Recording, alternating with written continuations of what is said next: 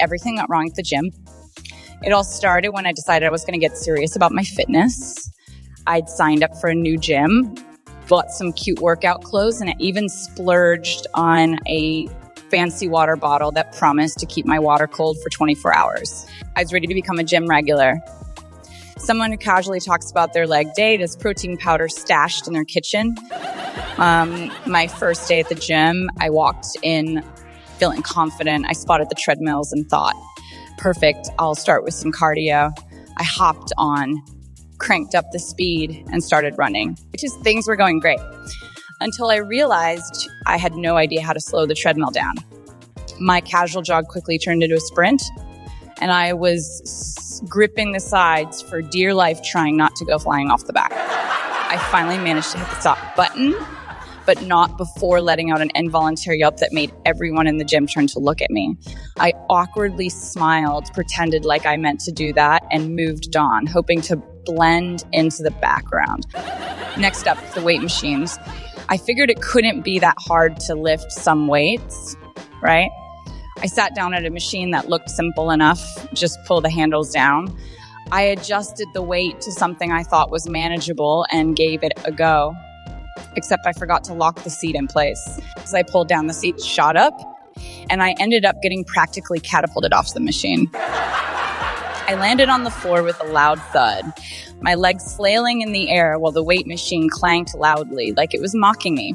A few people rushed over to ask if I was okay, and I just laughed it off that I was dying inside. I decided to abandon the weights and move on to something safer. I wandered over to the yoga mats and decided to finish my workout with some stretching.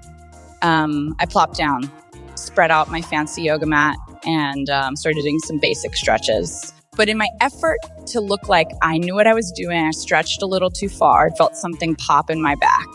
I froze in place, half bent like a pretzel, and realized I couldn't straighten up.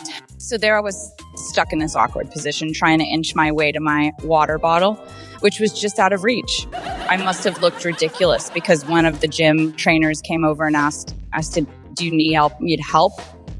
I had to swallow my pride and admit that, yes, I did need help to unpretzel myself from a basic yoga pose. After being tangled and massaging my sore back, I decided it was time to hit the showers and call it a day. I grabbed my stuff and headed to the locker room, only to discover that I had forgotten my shower shoes. I debated just going barefoot, but my germophobia got the best of me. So I tried to tiptoe around without letting my feet touch the ground. As I was doing my best to avoid the wet tiles, I slipped on a puddle and went down like a sack of potatoes. My shampoo bottle flew out of my hand and skidded across the floor, hitting the foot of another woman who looked less than amused. I scrambled to my feet, trying to laugh it off while my face turned the color of a tomato. Finally, I managed to finish my shower without further incident, got dressed, and was ready to leave.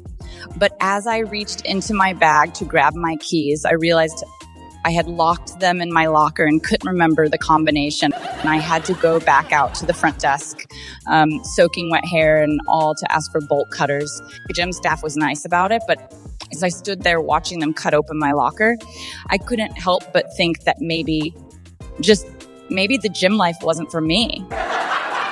Moral of the story, sometimes the gym is more of a workout for your ego than your muscles.